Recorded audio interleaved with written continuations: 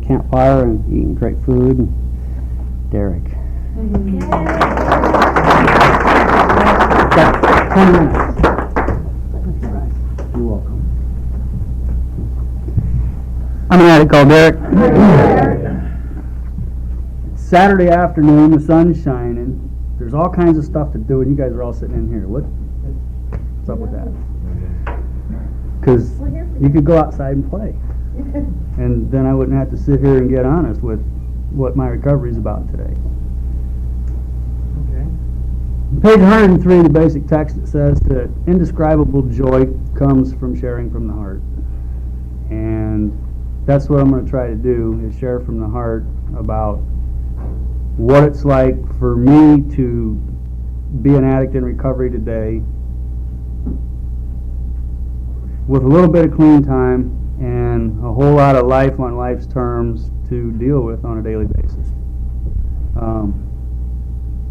My sponsor's sitting here in the room and my wife's sitting here in the room, so I don't have a chance of lying to you without facing the repercussions of that. And that's what this workshop's really basically about, is talking about what's really going on. There are times that I don't like me very much. For as much as I've grown spiritually, I've been influenced by the lower powers as well. And they come in all forms. They come in the form of food. They come in the form of dollar bills. They come in the form of a really shapely pair of jeans. My disease knows what makes me tick. My disease knows what my weak areas are. It doesn't entice me with things that I have grown through and gotten spiritually fit to battle it on a daily basis. It brings things that it knows that it still can beat me at. You know, one of the things that I still struggle with, as do a lot of the men in the fellowship, is the thought process that we go through when our minds are stimulated by things sexual in nature. I've grown a lot in that area because there was a time, about 4 years ago, where,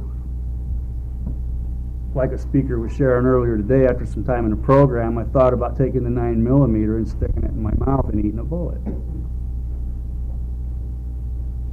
And I'm not going to go into the details of that because we all know what it's like to use, you know. And what I share about in meetings so that everybody can relate to what we're talking about, I call it chocolate. So whatever your chocolate is, whether it's gambling, whether it's sex, whether it's spending money, football games, whatever, overeating, we're going to call it chocolate here today.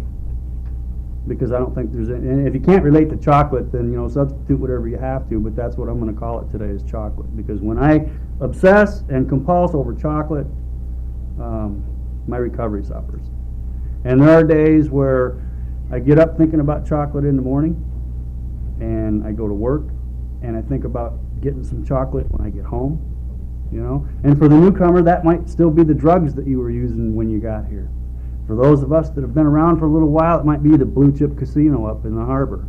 It might be the sexual stuff that we chase, whether it's relationships or pornography or the internet or whatever it happens to be.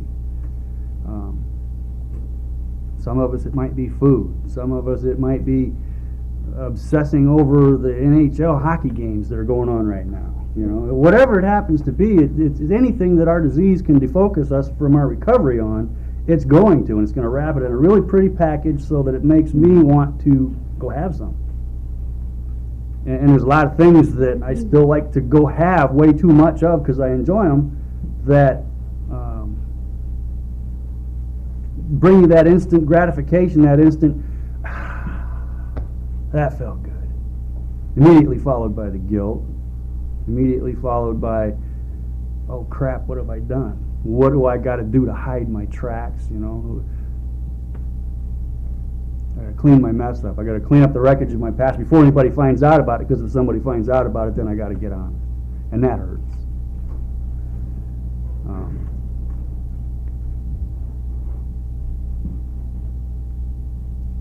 I have a pornographic mind. It's that simple. And I need to be honest about that. And I've grown through a lot of issues with that and gotten a whole lot better. But the stuff still sticks in my head, and my relationship with the people that I'm really close to, especially my wife, suffers because guilt, for sure. You know, guilt is the first symptom that any of us are going to experience from sharing clean and living dirty. You know, and I'm going to talk about the living dirty first. When we do stuff that we know we're not supposed to do, we feel guilty. You know, thank God, because we used to not care. Mm-hmm. You know, when we felt some pain, we just used a little bit more, and until we felt the pain again, and then we used a little bit more, so on and so forth. And a lot of people died, and we're the lucky ones. We made it here. And the more I find out about me, the less I seem to know. These rocks, I was thinking about these rocks earlier today, they're the pieces, they're sort of a memorial to somebody at one point who was put on a pedestal, and when they fell off of that pedestal, you know, these rocks are all that's left. You know, they used to be one great big boulder that everybody went to see because they really admired it and looked up to it, you know. And we can get like that here in this in Narcotics Anonymous.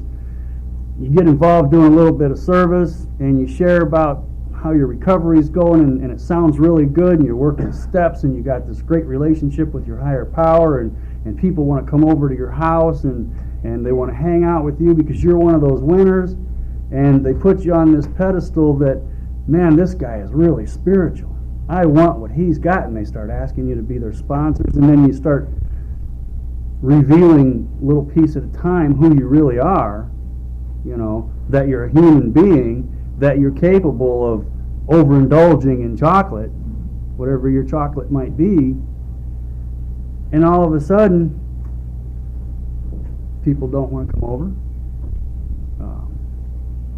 They lose that respect for you. And, you know, if you put me on a pedestal, that's your stuff. It's none of my business what you think about me, but if you put me on a pedestal, you shouldn't. You know, if I put you on a pedestal, I shouldn't. You know, because we're human and we're addicts. And the one thing that we know how to do is destroy relationships.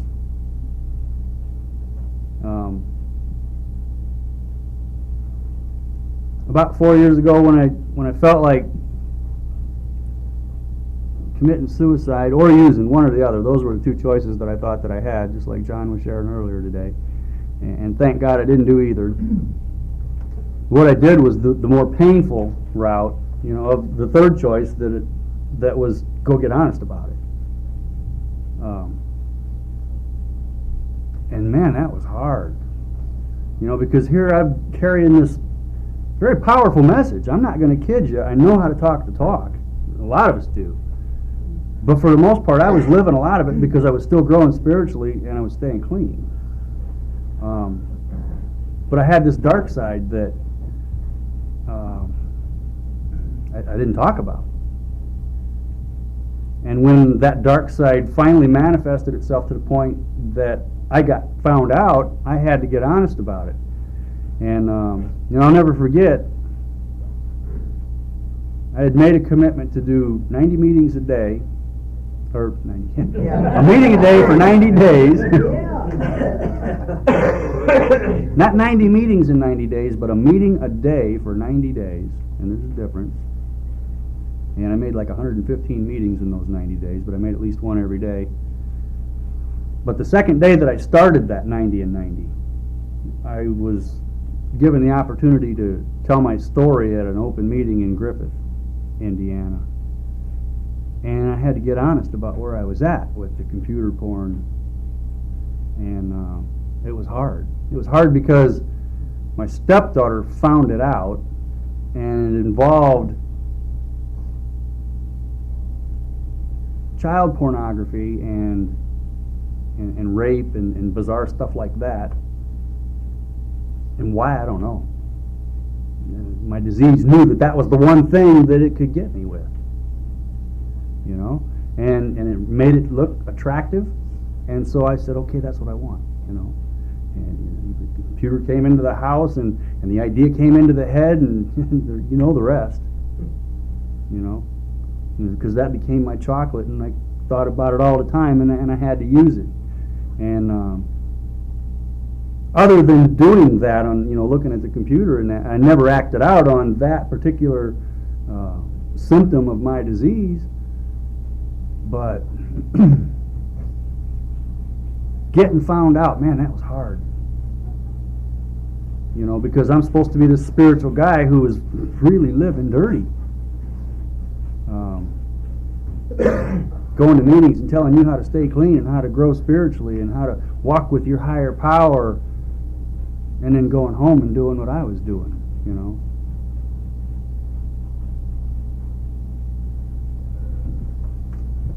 I didn't like me very much.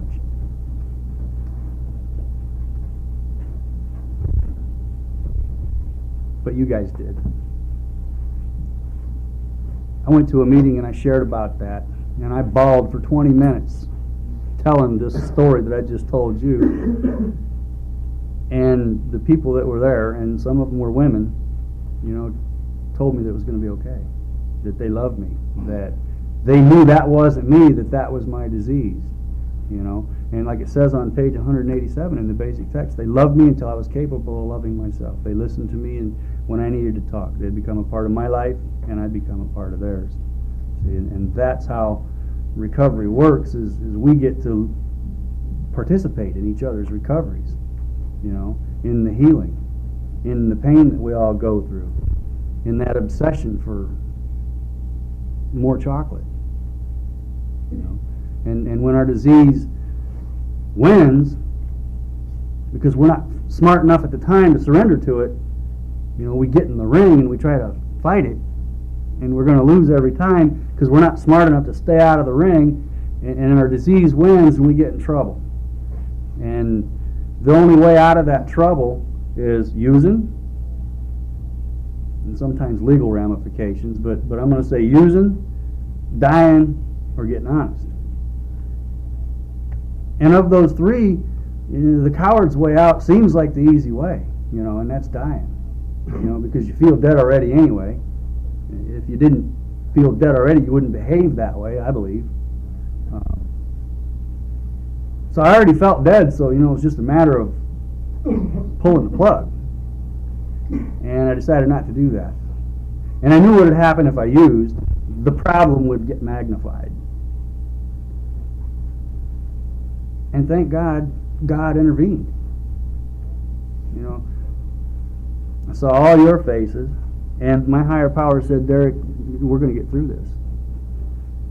On page 56 in the basic text, and I'm a page and text quoter, and I apologize for that now, but that's my strength, our basic text. It says that if the suffering that we're made, something to the effect of, if the suffering that we're made to go through helps just one addict stay clean, then it was worth going through that pain. And after I got honest about what was going on, and finally told you guys that I was sharing clean and living dirty, men came out of the woodwork asking for help and thanking me for bringing this issue to light, because face it, man, there's a whole bunch of us that suffer from all the different degrees of pornography that infect our minds. You know, whether it's looking at a magazine, going to the movies, going to the bars, the internet, actual relationships, it affects us. And it doesn't have to. You know, the chocolate is out there. It's available for us whenever we want it. And it's always going to be out there and available for us. And it's okay to indulge in that chocolate once in a while, but the steps teach us how to partake moderately.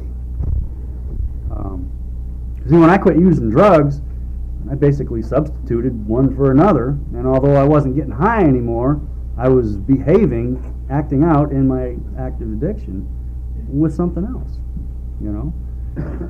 And if it wasn't pornography, it might have been something else, you know, because there's a lot of things. Anything that makes me feel good, anything that brings me some pleasure, I can't get enough of. My higher power and Narcotics Anonymous have provided some things to me that allow me to behave that way in a healthy and positive way. And one of them is conventions, meetings, sponsorship, the get-togethers that we do outside of outside of the program, the fellowshipping that we do. You know, you can do all of that you want, and that's healthy, so long as you're not neglecting your family or your job or any of your other responsibilities. You know, and what I've found is that although I get a great deal of instant gratification from allowing my pornographic mind to run wild, it only lasts for just a minute, and it's not as fulfilling and rewarding as if I take some time to embrace my higher power and allow my higher power to embrace me back and think about the gifts of recovery, the things that I've been given as a result of getting clean and growing spiritually and becoming more like what my higher power wants me to be like. And man, I couldn't list them all. When I first got here, you know, like the book says, and more will be revealed, if you make a list of your expectations of what you want out of this program, you will severely shortchange yourself. You know, and there's no doubt that I would have never put down the gifts that I've got. Maybe a quarter of that, you know. So I'm already 4 times ahead of the game, you know. The best gift, the result of living clean and sharing clean, the result of living and working an honest program, and when you don't get honest about it at some point, so that you cleanse yourself, so to speak, is contentment. Being okay with what you got and where you're at. Because I am today. And believe me, I've got a lot of material stuff. And I like having all this material stuff. It makes my life convenient, sometimes luxurious. I've had the same job for 22 years, and it allows me 5 weeks of vacation where I can travel around the world if I want to. Well, I've gone to Mexico twice. That's not around the world. I got to get honest about that. But it sounded good at first, right? You know. See, that's my disease. Even sitting up here trying to get honest about where I'm at, my disease will take me there. Just that quick, you know. Embellishment is a dangerous tool, you know. So when we're talking about how we went someplace and got into a fight and got beat up, don't go running around through the rooms of Narcotics Anonymous telling everybody how you're a badass and whipped all these people, you know, because that's not the truth. And eventually, that guy that you beat up is liable to get clean and come in here and tell the truth. Now you got to deal with reality again, you know. I used to talk about integrity, you know, and doing what we say we're going to do. And if I tell you I'm going to be at a meeting, I'm there. And if I tell you I'm going to be there at a certain time, I'm there at a certain time or early, you know. Because when we don't show up to our commitments, when we're not responsible for our recoveries, we don't just hurt ourselves. You know, we hurt other people. And we maybe don't realize that we're hurting those people when we're hurting them. And then down the road sometimes it comes to my attention that, you know, you did this to me, whatever it happens to be. You know, you remember that time when you stole my chocolate? You know, I never got over that. Why didn't you say something then? You know, it wasn't on them, it was on me.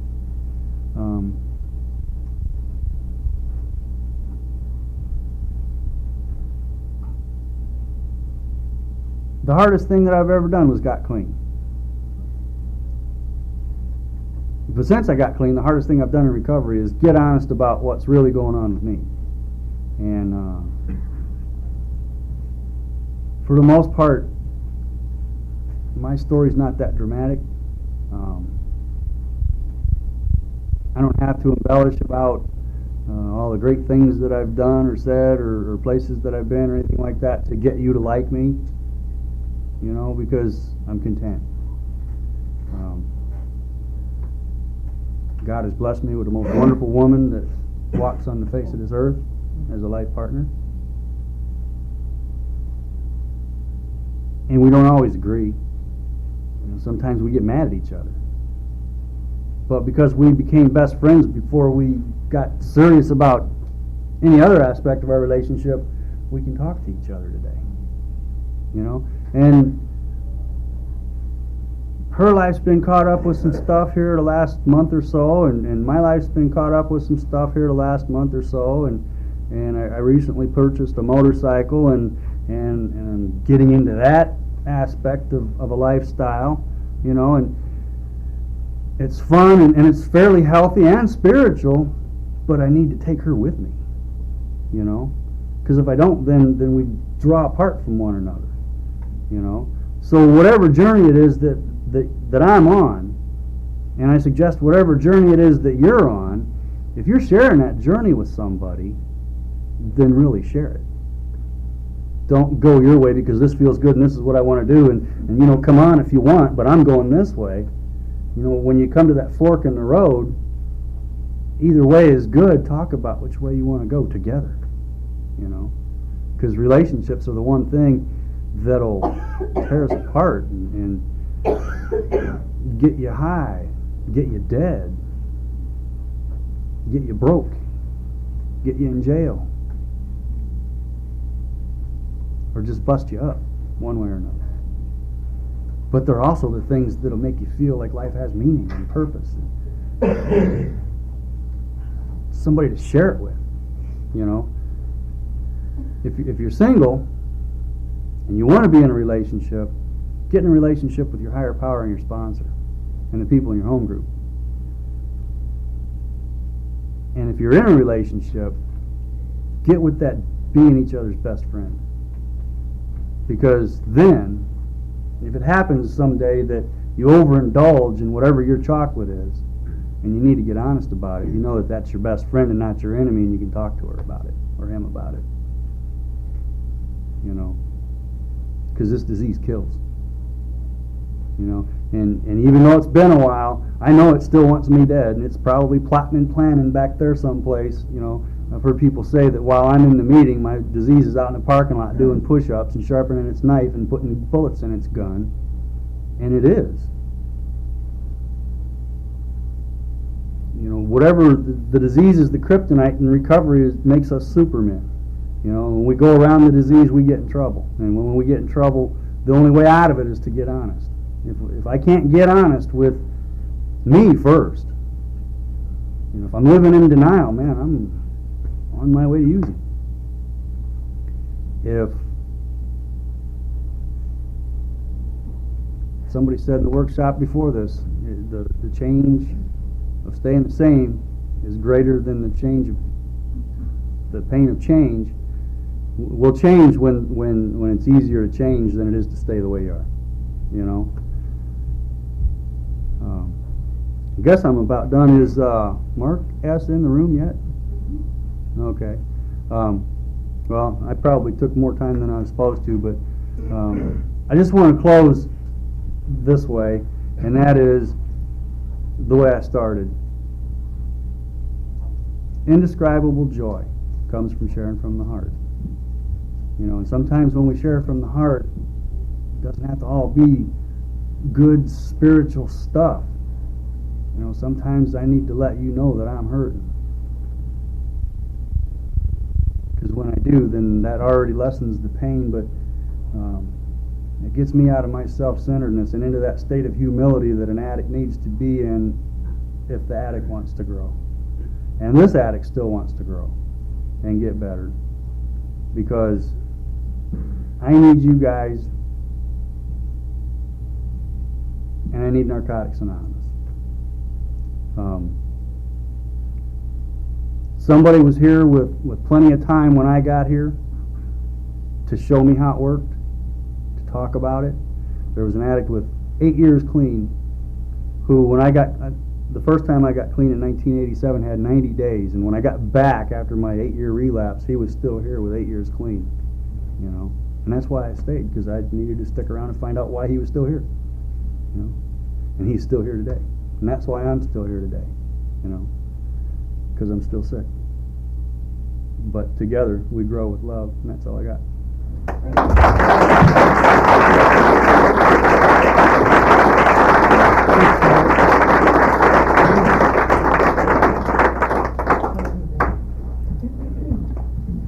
Brian Attic.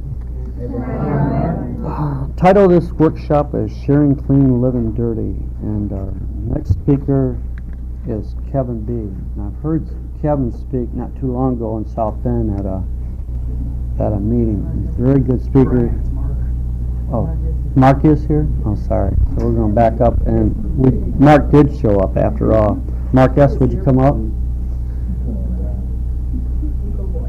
All right.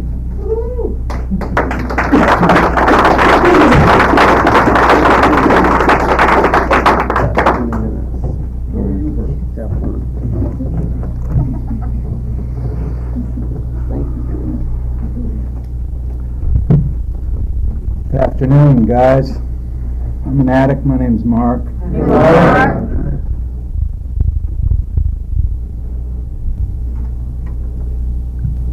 I think it's pretty cool. There's a roll of toilet paper sitting there.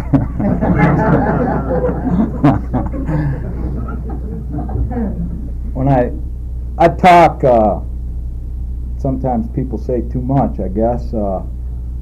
But when I talk, I like to put this out there that if I offend you, say a prayer for me. And if you identify with me, say a prayer for yourself. Because we're there, man. But this here topic, I rolled in yesterday and they said, are you still interested in doing a workshop? I said, yeah. They said, get a hold of this guy. And he gave me the topic, and I went, wow. The first thing that came to my mind was liar.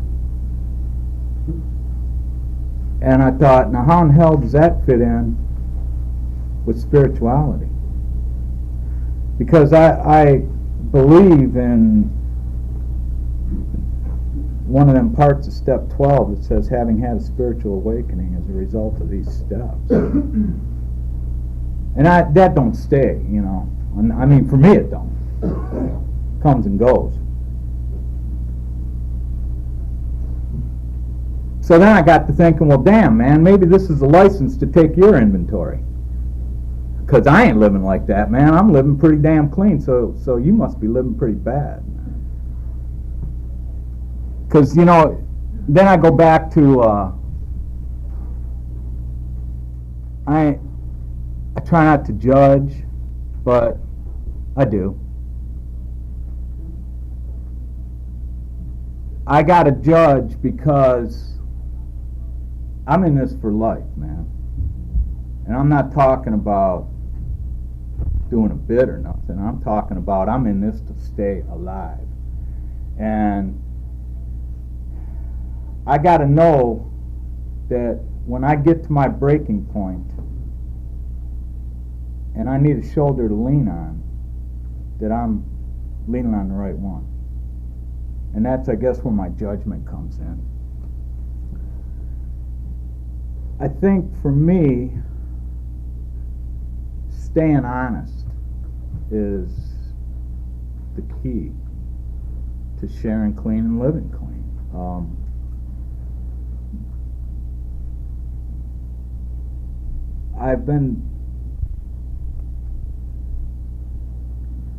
I heard it said, and I talk about things that I pass on what I've heard. I've been staying clean, and some of the brain cells are regenerating, and I remember things, man, and some of the things I remember are things that hit me. And I was somewhere, and one of the things that was shared was 3 things face me. I act a certain way when the truth, when I don't want to deal with the truth. There's 3 things that I do. I question the information, I question the source, and then I start isolating from that, you know. And that's when I'm starting to get living like I ain't talking, you know, because if I come to you guys and I start say I'm thinking of some behaviors and I start throwing them behaviors out there, and you guys out of love tell me what I really need to hear, but I don't want to hear it, I start isolating myself from that information. And the source, for me, the source, like Derek spoke about, is the basic text. That is my source. That's it, man. And so I got to thinking about what can be done wrong in Narcotics Anonymous. And to me, using is what's done wrong. If I'm using, I'm really not practicing the program very well. I might have a desire to stop using, which qualifies me, and you can't kick me out because I'm using, but I think at some point we need to stop using in order for the program to work. So I got to thinking about all this politically correct shit that we do. You know, coddling people, hey, you know, man, you know, blah, blah, blah. So I started reading about this because I had to really kind of study this topic. And so I went to the basic text, and I went to Recovery and Relapse. And that's really not a chapter I deal with too much because I like to stay in the solution. And for me, the solution is, what can I do? We do recover. There's 12 steps, you know. Recovery and relapse, I mean, y'all want to go out on vacation, come back and tell me, please, that it ain't no better out there, but I ain't going on vacation. What I got out of recovery and relapse, and I don't know why I did this, but I did, there's 11 musts in that chapter. So I don't know about no suggestions anymore. I just know that the word must is written 11 times in the chapter Recovery and Relapse. And hell, maybe I missed 1 or 2. Go check the shit out yourself. I don't know how to live. I was taught how to live. I was taught by people that cared enough to tell me to keep coming back when I didn't know where I wanted to go. My family certainly didn't want me to come back. And I don't see that fear anymore. And that's, I guess for me, I'm wondering, how do I know this thing is continuing to work? Well, I mean, like, I filed my income tax, I only had 1 W-2 form, man. You know, that's like some progress, man. I mean, I got an address and shit that has been the same for like 6 and 7 years. I have the same phone number. I'm listed in a phone book because I don't care who finds me. So that's how I know these things continue to work in my life. But I can't get to the point in my life where I think I've done this. Look what I've done. Woo! Because that'll go real quick, man. That'll go real quick. Or it might go real slow. And I think for me, what worries me the most about relapsing, and and I keep going back to relapse because to me that's what this topic is about. I mean, if you're sharing clean, living dirty, at some point, you got to do 1 of 2 things. You got to get honest, or you got to use, or you got to die. So maybe that's 3, but how do I not relapse? I got to keep coming here, and I got to keep telling on myself. I got to tell on myself to my friends that I have today. I mean, I have people in my life that are friends, that I can call them in pain, I can call them in joy. I can just call them, man. I could probably call them collect, and they might accept the charges, man. I ain't tried that, but I don't deal with rejection very well. But like, motorcycling is part of my life too, and it makes me as insane as it keeps me sane. And the biggest problem I have with my motorcycling right now is I am my own mechanic, and in my mind, I was on the bike on the way here, and that didn't work. My higher power, I got to seek that advice, and I took over the whole thing, and I got the whole thing running. I had the whole thing packed up. Everything was in line, and 3 miles up the road, Debbie said, "Turn around, this bike ain't going to make it." And where my acceptance got today is I didn't stay in that garage until I got that bike running. I tried some simple things, and when those things didn't work, I threw the stuff in the car, and off we went. And I must admit, I wasn't a bundle of joy on the road for the first 3 hours, because, I was obsessing compulsing, and, hey, it's what I do. I'm an addict. But you know what? That woman got in the car with me. There wasn't no fear in her eyes. I don't think every time I turned and looked at her, she wasn't flinching. The bike is on a kickstand. It's not laying on its side in a pool of gasoline with a match right next to it. Because I got insurance. I'm a responsible, productive member of society. I don't know what happened. Buy me one, man.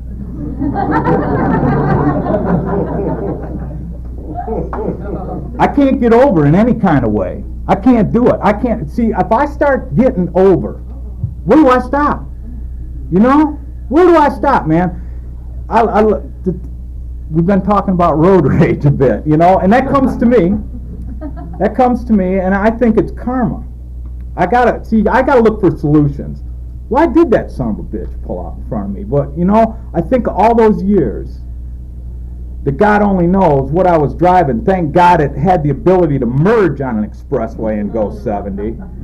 And what happens is I would, basically it came to concerts mostly, leaving in the fog and stuff, and trying to pull out. I learned that if you pick a shiny car, they always stop. And you can pull out. Recovery has given me a shiny car, okay? And so some of those people are picking me now, man. Bastards. But I ain't reaching under the seat and saying, "Hey, man, I got one for you," So the thoughts are there. The thoughts ain't going away, man. They ain't going away. They quiet down. The voices. They quiet down. And they only quiet down because you guys taught me a simple prayer. And for me to even utter those words is just such a miracle of acceptance, because I crawled into these rooms with the hatred of anything godlike. And I love debating this with the preachers, because the preachers, God bless them, they talk about God and with this love that I never knew, okay?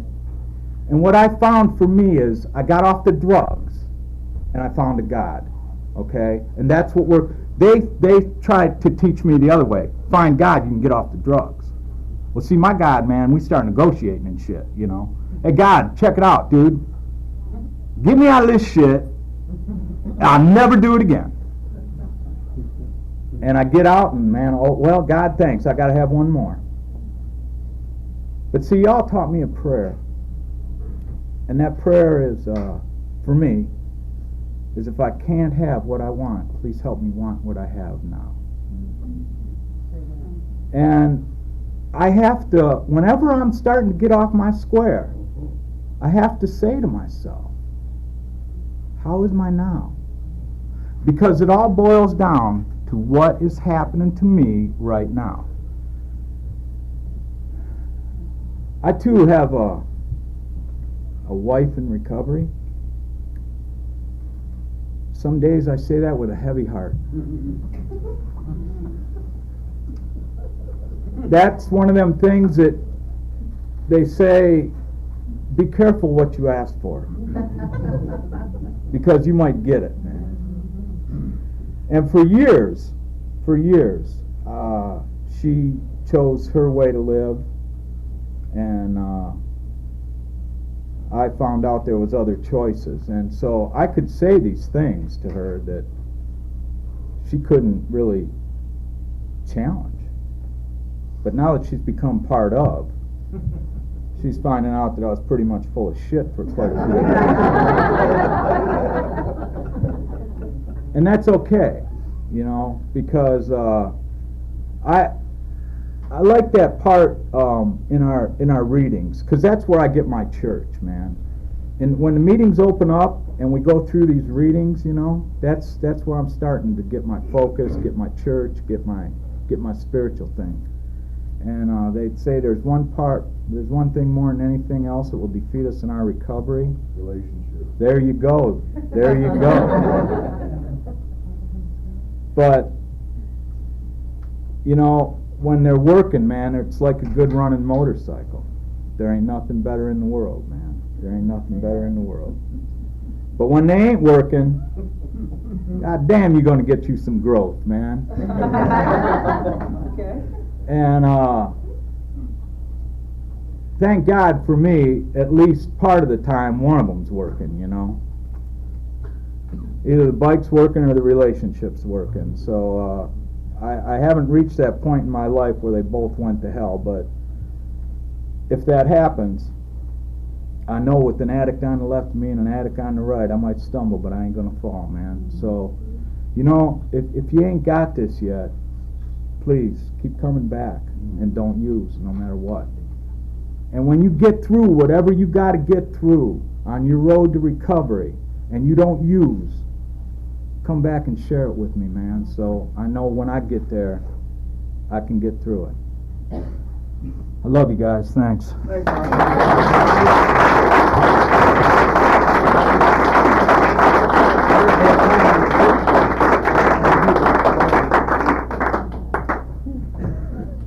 Thanks, Derek and Mark.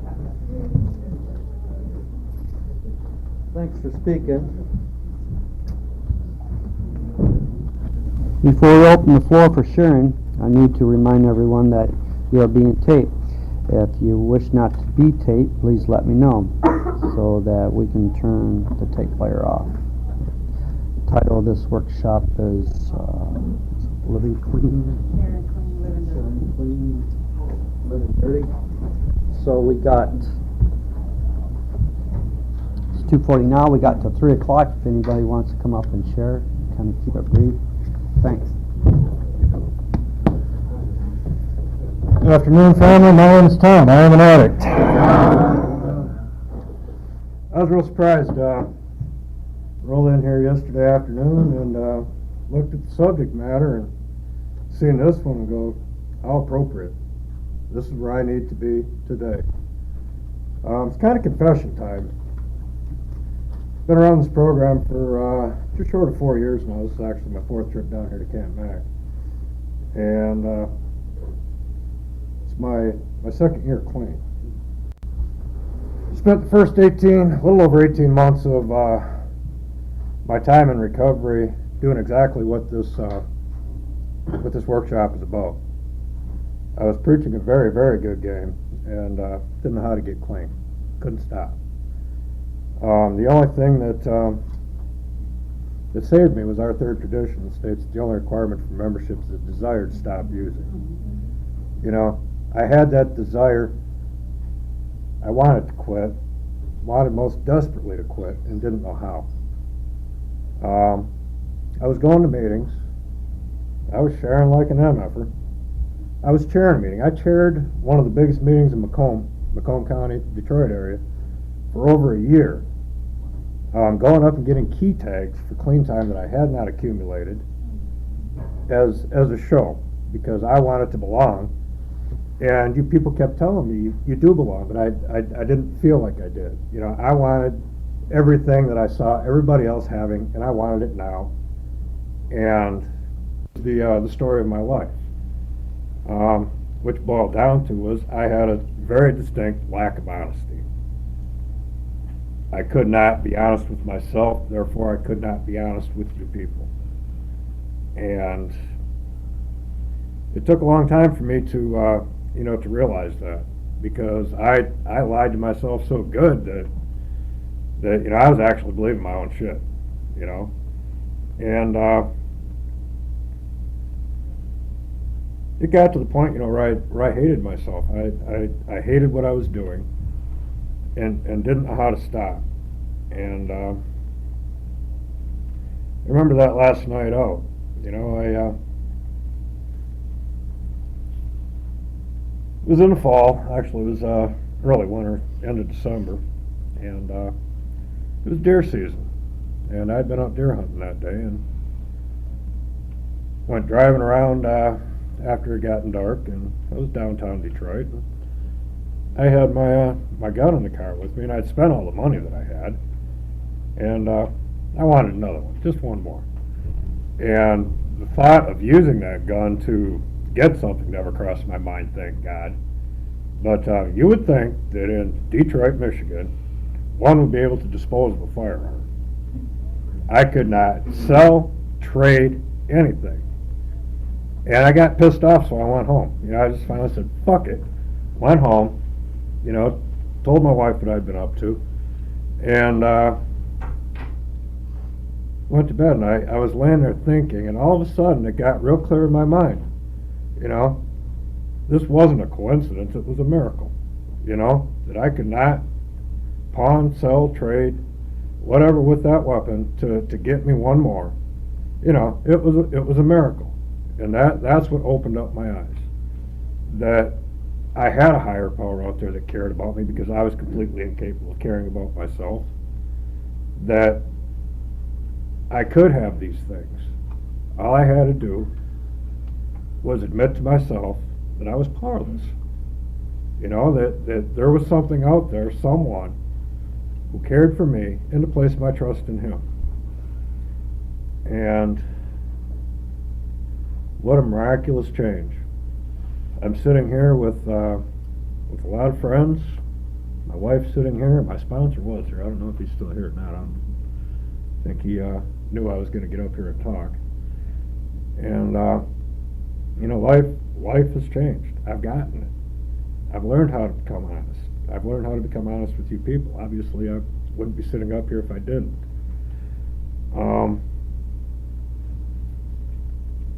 I've got, what is today? 24th? That makes 1 year, 7 months, and 5 days. Of being honest, of going to meetings, of sharing openly, of telling people when I hurt, of asking questions and hearing answers, and trying to apply them to my life, rather than me quoting some lines out of the book telling you how to run your life. Because I was real good at that. I could cure anybody's problem. We got a cure for it right here on page whatever. And I try not to do that today. If somebody asks, it's really weird. When I was dirty and going to meetings, I was such a good sharing MFer that I had all kinds of people asking me to sponsor them.